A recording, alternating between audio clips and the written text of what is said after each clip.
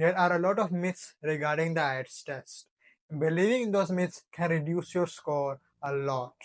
That's why in this video, I'm going to tell you the reality of those myths and debunk them. So let's start with the first myth. In the speaking test, your accent does not matter at all. If you look at the band descriptors, accent is not mentioned at all. Like you should have a British accent or you should have an American accent. No accent will be given any sort of priority. Let's take an example. You're asked a question, where do you live? And a person in American accent will answer this way. Okay, so I live in Lahore, which is situated in the center of Pakistan, and it is such a beautiful city. On the other hand, a man with Punjabi accent would answer this way. Okay, so I live in Lahore and it is located in Pakistan and it is a very beautiful city. So both of them will be marked at the same band score. Accent will not be given any sort of priority. This is a very common myth that you should be using super complex words. But if you look at the band descriptors, super complex words are not mentioned at all. Instead, you should paraphrase the words. Like don't repeat the same words again and again and again. This will reduce your band score. But if you are using super complex words, that can also reduce your band score. Because whenever a person thinks of a super complex word, it hinders their fluency. And keep it in mind that fluency is way more important than using complex words, than the lexical resource section. You are allowed to give personal examples in the Ielts test. This is just a myth, like you shouldn't use my and I, all these personal examples, they will reduce your score. But my students have scored a 7.5 and even an 8 in their writing test.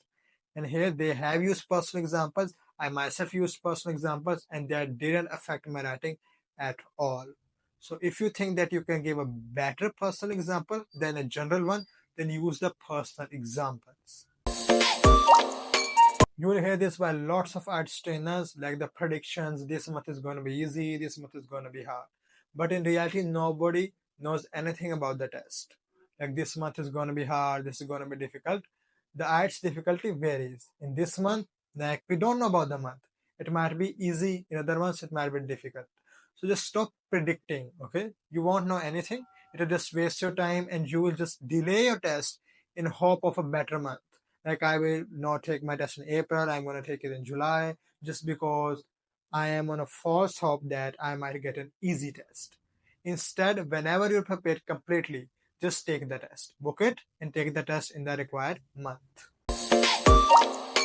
This is the most misunderstood one, that practice makes perfect. No, practice won't make you perfect unless you learn from your mistakes, unless you identify your weaknesses. You try to correct them. The way the students practice is, they take a test, they just solve it, they didn't get the desired band score, they move to the next test. Again, solve it without improving at all.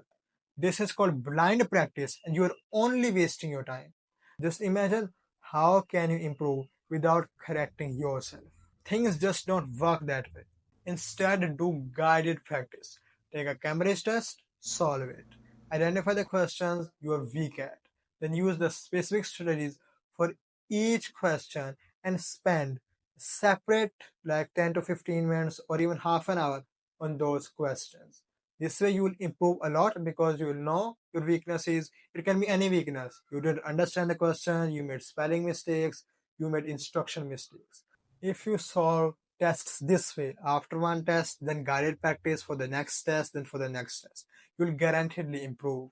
So do guided practice. Okay, so these were the myths. And if you want to achieve your desired band score in 2024, I made a video on it. Make sure to watch it.